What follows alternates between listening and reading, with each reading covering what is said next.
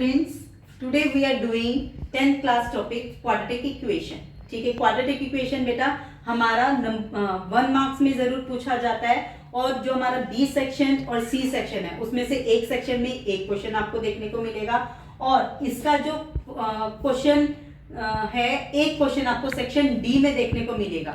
ठीक है, section D में जो आता है वो हमारा वर्ड प्रॉब्लम आता है. आज हम करेंगे शॉर्ट क्वेश्चन जो आपके सेक्शन ए, सेक्शन बी और सेक्शन सी को कवर करेंगे. नाउ सबसे पहले हमारे को हम इसके की पॉइंट्स देखेंगे. हमारे पास क्वाड्रेटिक इक्वेशन में हमारे को क्या क्या चीज पता होनी चाहिए.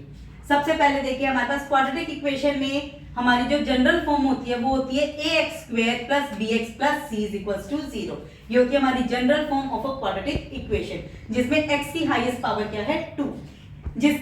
जो हमारी हाईएस्ट पावर होती है उतने ही हमारे रूट्स होते हैं, मतलब वैल्यू ऑफ x हमारे पास कितनी निकलती है क्वाड्रेटिक इक्वेशन में 2. नेक्स्ट हमारा इसका फॉर्मूला होता है. देखिए क्वाड्रेटिक इक्वेशन को अभी तक हमने जो किया था वो हमने किया था by splitting of middle term, लेकिन अब हम इसको करेंगे बाय फॉर्मूला. हमारा फॉर्मूला क्या होता है -b ± √d / 2a where d = b² - 4ac where d is always greater than and equals to 0. d की वैल्यू हमेशा क्या होनी चाहिए, पॉजिटिव होगी या 0 के इक्वल होगी.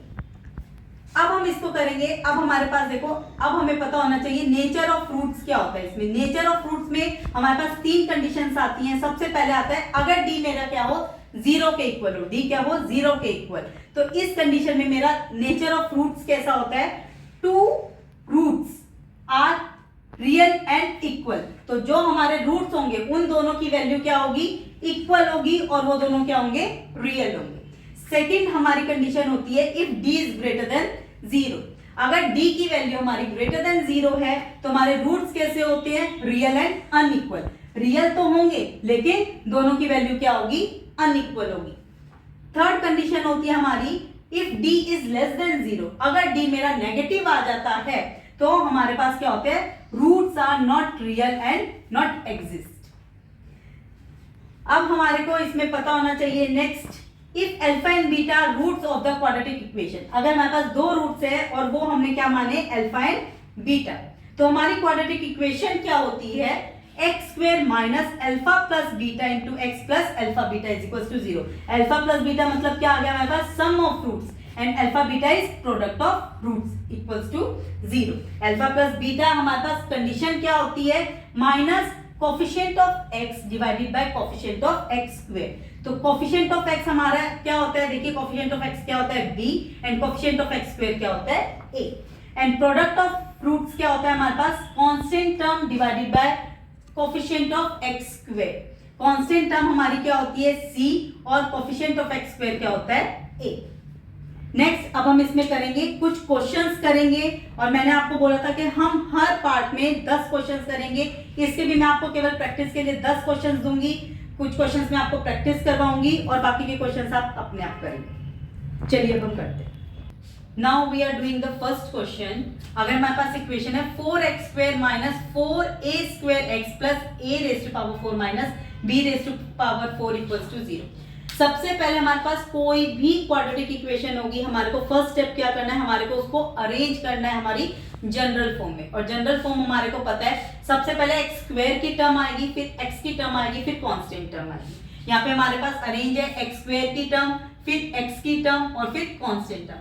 अब इधर देखेंगे हम, हमारे पास ये वैसे कांस्टेंट टर्म ये है लेकिन इधर थोड़ा सा हम ध्यान देंगे तो हमारे पास यहाँ पे देखो ये मेरा 4b² बन रहा है और a⁴b² बन रहा है और x के साथ में कोफिशिएंट है 4a².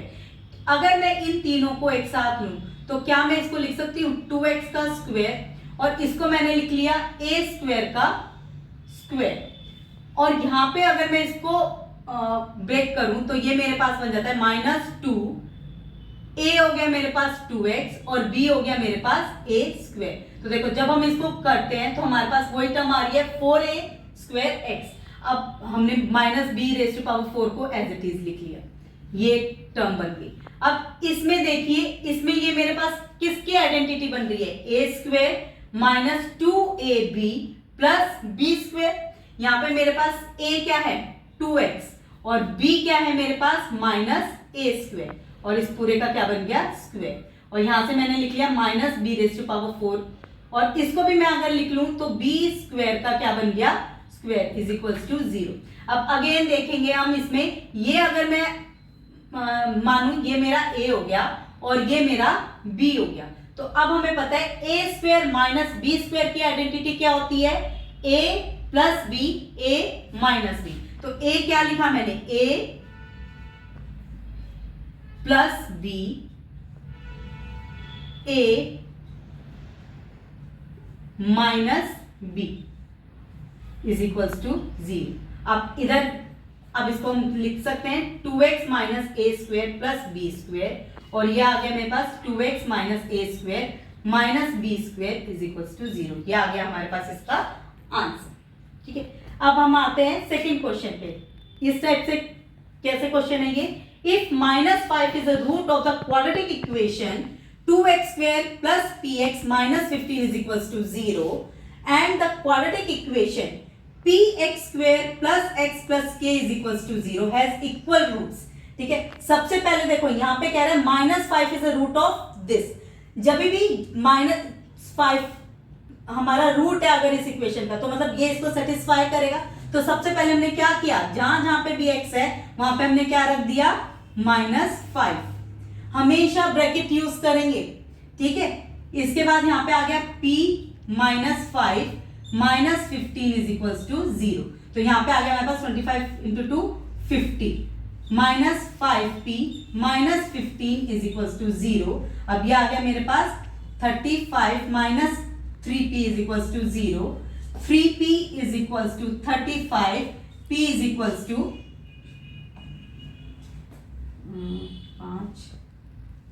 35, एक मिनट।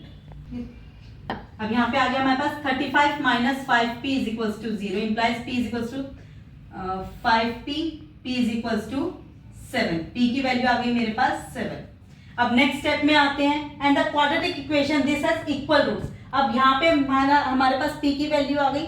अब हम इस p की वैल्यू को हमारी इस इक्वेशन में पुट करेंगे, तो हमारे पास इक्वेशन आ गई 7x² plus x plus k is equals to 0। जब हम इसको एक्सपेंड करेंगे तो 7x² plus 7x plus k is equals to 0। अब ये हमारे पास क्वाड्रेटिक इक्वेशन आ गई, और हमें कंडीशन क्या दी हुई है, इक्वल रूट्स। क्या कंडीशन दी हुई है, इक्वल रूट्स। तो हमारे को कंडीशन पता है for equal roots d is equals to क्या होता है 0। हमने अभी नेचर ऑफ रूट्स किया था, इक्वल रूट्स पे हमारी d की वैल्यू क्या होती है 0, और d की वैल्यू क्या होती है b² माइनस 4ac। b क्या है मेरे पास 7 का स्क्वायर माइनस 4 इंटू a क्या है 7 और c क्या है k इज इक्वल्स टू 0। तो यहां पे आ गया 49 minus 28k is equals to 0 7। तो आ गया हमारे पास 28k इज इक्वल्स टू 49, तो k is equals to 49 by 28। यहाँ पे आ गया 7/4, k की वैल्यू क्या आ गई 7/4। नाउ अब हम ये वाला क्वेश्चन करते हैं। इस वाले क्वेश्चन में देखिए हम इसको लिख सकते हैं 5 minus 3x upon x is equals to 5 upon 2x plus 3। Now cross multiply जब हमने किया तो हमारे पास आ गया 4 minus 3x 2x plus 3 is equals to 5x। अब हम 4 को इससे मल्टीप्लाई करते हैं, तो 4 2x plus 3 minus 3x 2x plus 3 is equals to 5x। 8x plus 12 minus 6x square minus 9x is equals to 5x। Minus 6x square plus 8x plus 12 minus 9x, हम इसको लिख सकते हैं minus 9x 12 minus 9x minus 5x is equals to 0। Minus 6x square minus x minus 6x plus 12 is equals to 0। Take minus 6 common, x square plus x minus 2 is equals to 0। x square plus x minus 2 is equals to 0। x square plus 2x minus x minus 2 is equals to 0। अब इन दोनों में हमने common लिया, इन दोनों में common लिया, आ गया x plus 2, इसमें कॉमन आ गया -1, x plus 2 is equals to 0, x plus 2, x minus 1 is equals to 0, x plus 2 is equals to 0, x is equals to -2, और दूसरी वैल्यू क्या आ जाएगी हमारे पास, x minus 1 equals to 0, x is equals to 1। ठीक है, नाउ स्टूडेंट्स, अब ये जो बाकी के क्वेश्चंस मैं आपको प्रैक्टिस के लिए दे रही हूँ, ये क्वेश्चंस आप प्रैक्टिस करेंगे और मुझे कमेंट करेंगे। अगर आपको किसी भी क्वेश्चन में डाउट होता है तो आप मुझे कमेंट करके बताएंगे कि भाई हाँ आपको कौन से क्वेश्चन में हेल्प चाहिए। Thank you.